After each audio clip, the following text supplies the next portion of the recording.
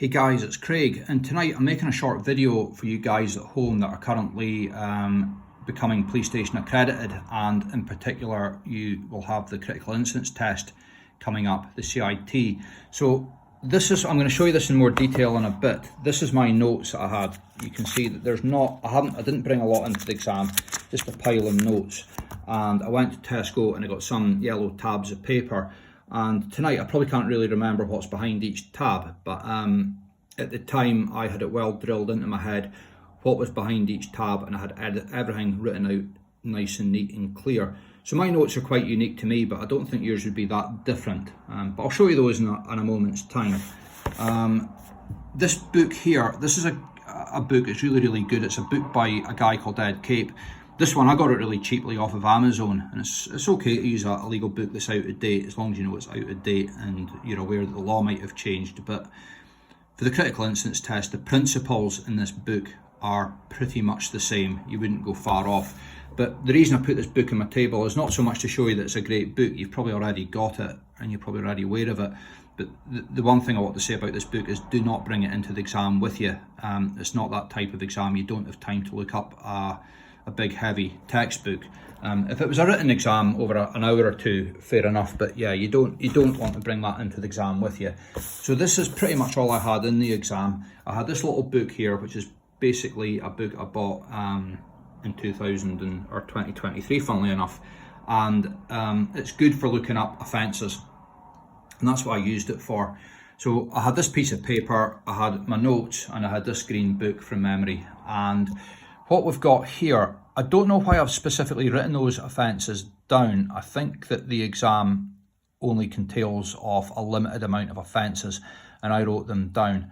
My guesswork is that it's most likely going to be an assault or an assault sort of offence, or a theft, or maybe a criminal damage, something basic. But yeah, you might want to maybe screenshot some of the things I'm showing you and jot them down. Now you can see I've referenced pages and chapters, like theft is in chapter 3.1, so or page 127. So in the exam I'd go to page 127 and fairly rapid as you could. I don't remember if I actually did, and there you are, there's theft there. I don't remember if I actually even had to open that book during the exam. It's probably better if you've got maybe some other, basically to get the definitions of the offence and the elements of the offence, because you're going to have to talk about that at some point. But that's what I did. That's what I had in place to access the relevant offences and the elements of the offence, because you're going to have to advise the client in the police station at some point on those offences.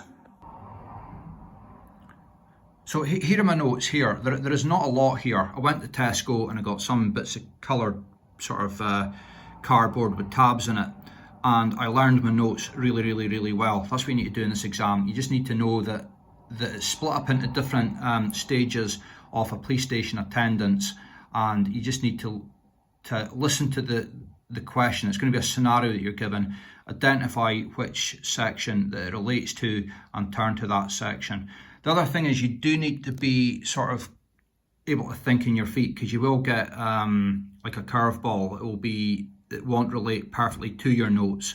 Like I think behind this blue tab, I was looking at it earlier, I've got some notes on things like you might have to advise on something like samples. So you will have to, it's not always going to be very clear that it identifies to the initial telephone call or disclosure given to you by the police officer before the interview, or the taken instructions from the client, or the interview itself. It won't always be clear. So you do have to have ability to think in your feet. And that's what I was saying to people, that if you do have access to the MBL seminars, maybe you just didn't know that, and if you can get that, there'll be somebody in your office that can help you, tell you how to get onto MBL.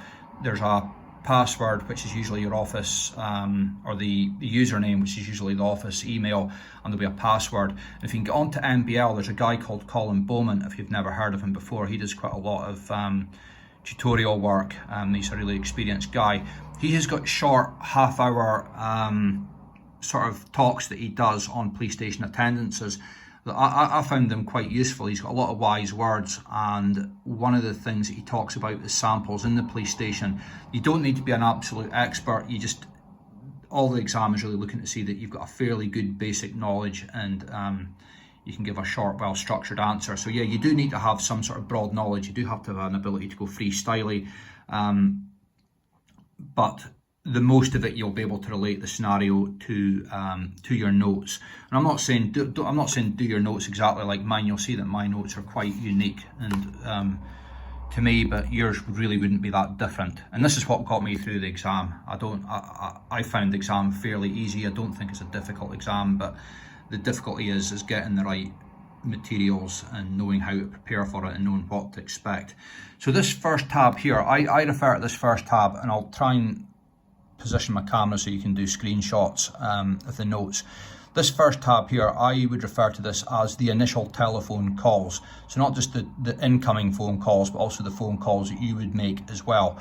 So typically, it's going to be the defence solicitor call centre that calls you, but you do have to remember that you could well get a phone call from the client themselves. Obviously, they're not going to be in custody, but they are going to be wanting your advice on a voluntary attendance and or a bail back. It could be that they've already been at the police station unrepresented and they're decided once they've left that they want a solicitor, but it'll probably be a voluntary in the exam. But yeah, it could be the client themselves, it could be from a third party, it could be somebody's mother, their father, their granny, it could be anybody saying that somebody's in custody and you need to know about sort of logging the call and going along to the police station. And you will make telephone calls after you've got that, whether it's from the defence solicitor call centre, the client, the third party. You will then make phone calls, and typically it's to the custody sergeant. In reality, it's not always a custody sergeant that answers the phone, but for these scenarios it is, and you'll always have a very typical conversation with the sergeant. In reality, that maybe doesn't happen, but for these scenarios they do.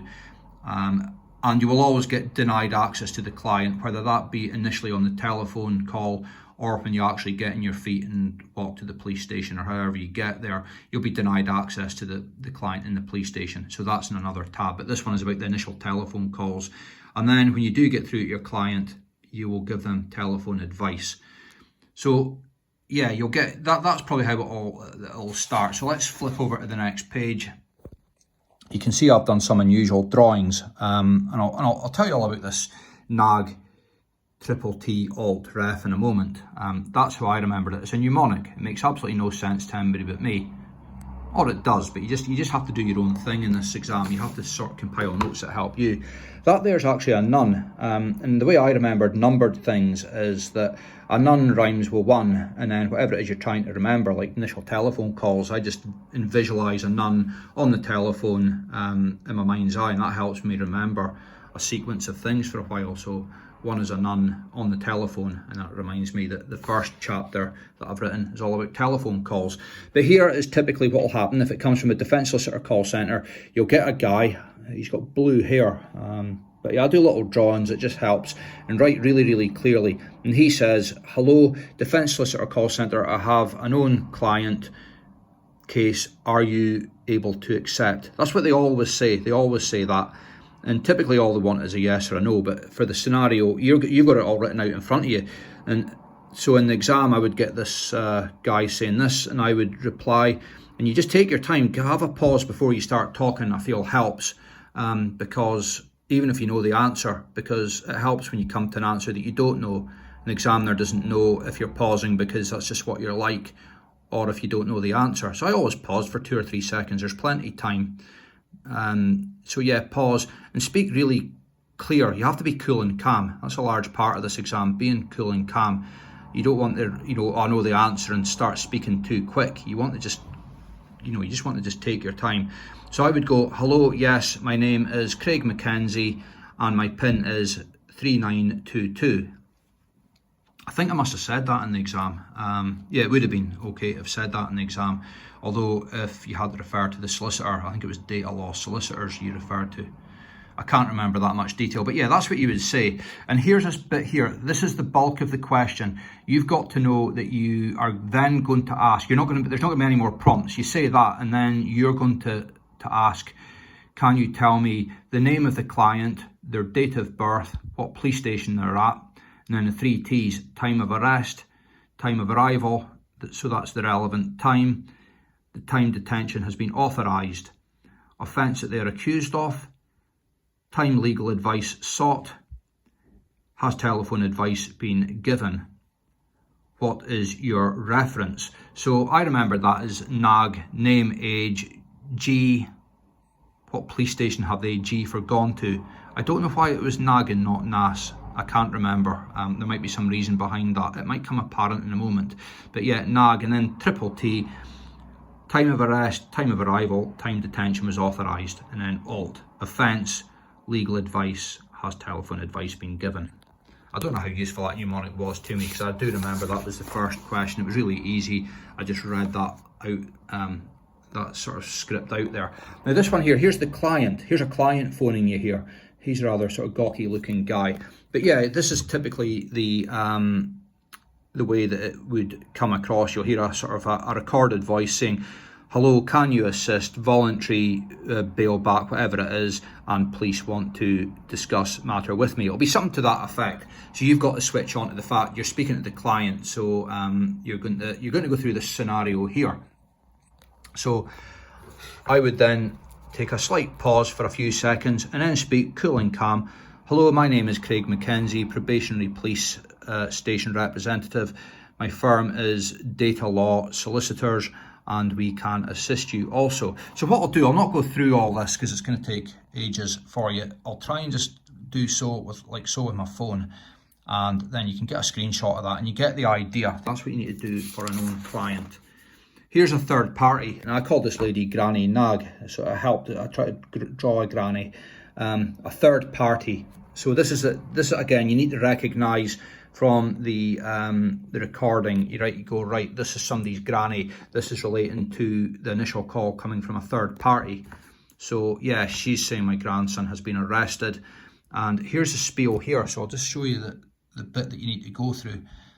So it's kind of like a checklist. May I take some details from you? And I had another little mnemonic, I called it NAG, and then I drew a sign for, I don't know why I drew that sign actually, but if I hold my phone like so, you'll be able to read that and you'll get the idea. That is third party instructions. So just take a screenshot. So now this is the telephone, the scenario will tell you you've now took instructions from whoever it is you've took instructions from, and you're going to phone the police station. Here is a police officer. It's a sergeant of all people. So initial telephone contact with the custody sergeant. So he's going to answer the phone and I'm going to say, hello, it's Craig McKenzie, probationary police station representative from Data Law Solicitors. I've got a call from a defence solicitor or a third party. He's in custody, so it's not going to be from him. So I've got a call from the defence solicitor call centre, a third party that told me X, whoever it is at your custody suite. And then these are the questions I'm going to ask from the sergeant. And I'm going to come through this list of questions here. So yeah, do a little screenshot of that. It doesn't get tricky yet. They're going to give you more difficult scenarios. Here's one here. So he's going to deny access. So so yeah, get a little screenshot of that. Hopefully you can read that. So what is that me? Yeah, that's supposed to be me apparently. I don't look like that, but that's supposed to be me. I have been instructed by Defence Solicitor Call Centre, a third party, and I have a DSCC reference. So if you get the third party instructions, I think the idea was that you log the call with Defence Solicitor Call Centre, you've got that reference, and you're going to tell the sergeant that you have got like a right under Code C. You're going to tell him, I'm sure, yeah, it does, Code C 6.1. What is that about? Let's have a little read of this. I've also got a note here. If an appropriate adult is present with the client, then they can seek legal advice. And you could be there for the appropriate adult, if not the client, if they don't want to see you. But the appropriate adult might want advice. The other top tip that you can write in the Code of Practice C 6.5a, that sounds great. And if you can say that in the exam, it sounds really good. But I don't think they expect you to know exactly what point of Code C you're referring to. So you don't need to be that specific. It might be sufficient just to say, the pace, under pace, I've got a right to do this if you're really lost, as long as you say it was, you have a right under pace. But the more specific you can be, I'm sure the better it is, but you don't have to be pinpointing the exact piece of legislation. Probably if you didn't even say that at all, it might be a lower level pass mark if you didn't cite what authority that you had. So, but you obviously are, you're going to cite an authority and it's going to be pace. So yeah, I've written out here and there what specific area of pace it was. So yeah, you have a little look at that. You almost definitely will have to deal with a scenario where you're denied access. So that's denied access on the telephone. So get used to that, because you'll also probably be denied access when you actually turn up at the police station. Here is the initial telephone advice to the client. So have a little read and screenshot of that. I'll try and lift that up. Hopefully we can read that writing. But yeah, you want to know that. And and I've got some more here. I've written over a page. I'm pretty sure I didn't do that. I think that's the only one I wrote over a page. The rest of them I just wrote on one piece of paper. Yeah, just to keep my notes simple. But I did write in that page there. So the next part is you've now had that initial telephone conversations. You're going to arrive at the police station and totally memorise all your notes so that you're slick. You don't have time to get in a kerfuffle with your notes and start panicking.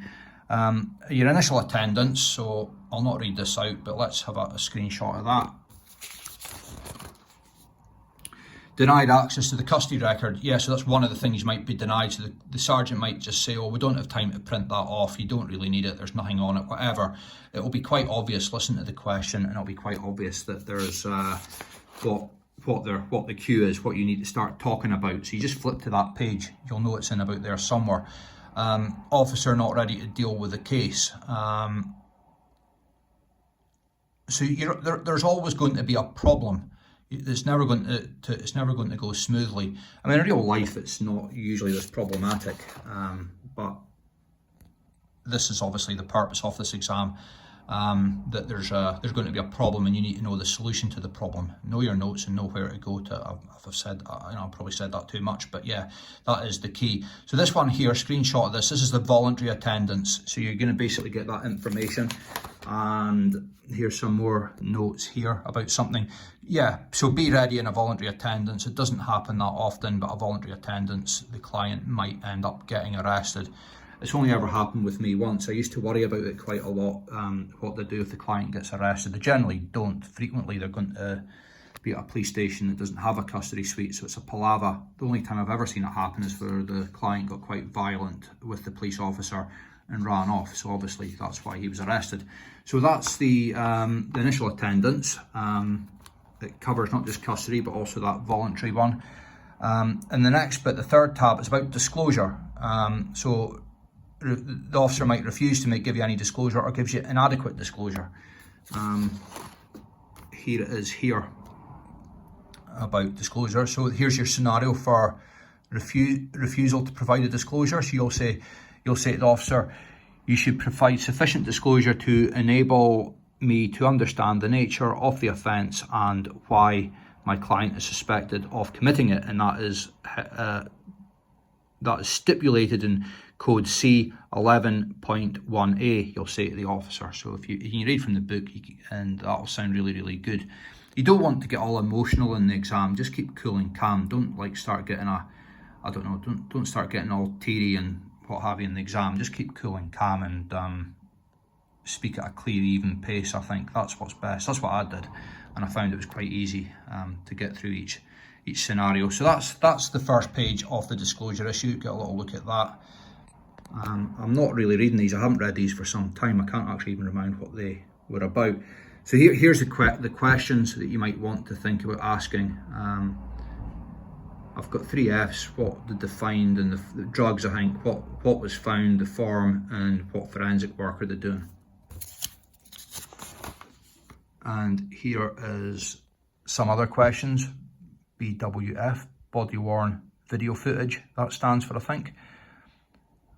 Significant statements. I think that caution that I've got there that I'm referring to is where they cautioned at the time, is their body worn footage. – These are all kind of things that you would ask in the disclosure question. attendance and the client. So that's when you've had the disclosure, and then the client's going to come in and see you. So obviously you're going to get the client's instructions, you're going to introduce who you are, and you are going to explain that you've had disclosure, explain the offence. So that's where you might get your little book out or whatever notes you've got specifically to refer to the offence, and explain the procedure and the caution. So yeah, let's go through each one that I've written in here. Now I can't guarantee that my notes are perfect. I think the bits of paste that I've cited, that will be accurate, but I have written a few bits in this notes. I was going through it the other night there. Yeah, just have a little screenshot of each page that I've written. I was going through it the other night. There is some coming up that I'm not entirely sure why I've wrote them down, and this is the next page. You explain the caution.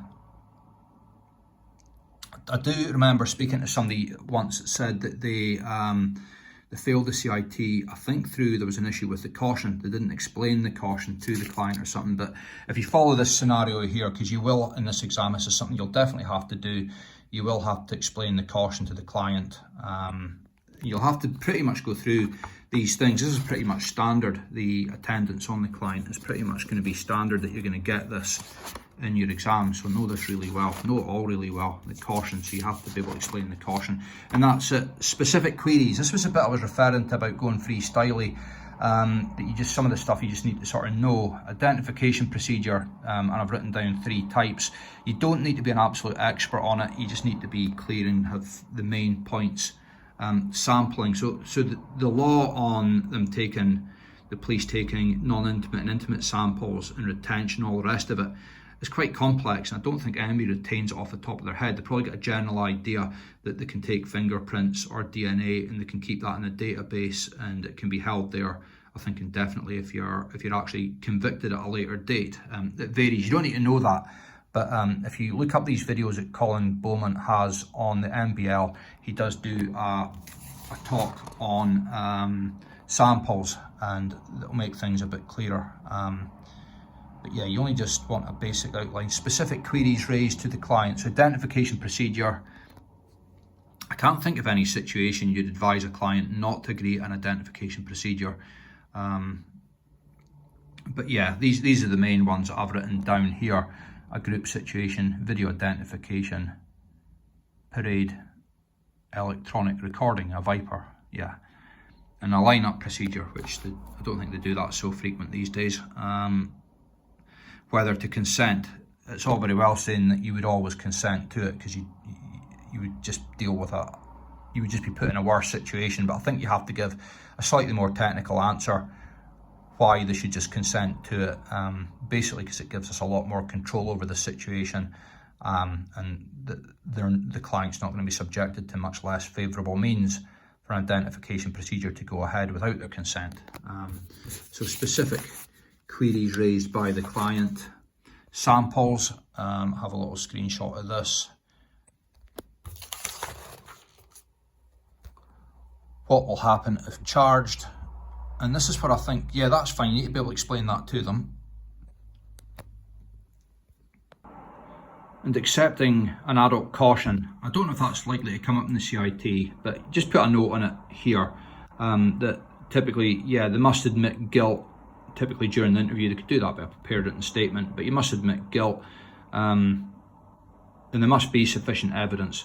Cautions can be awkward, but yeah, for the purposes of the CIT, don't make it awkward. It won't be that difficult. It'll be straightforward explanation if that pops up.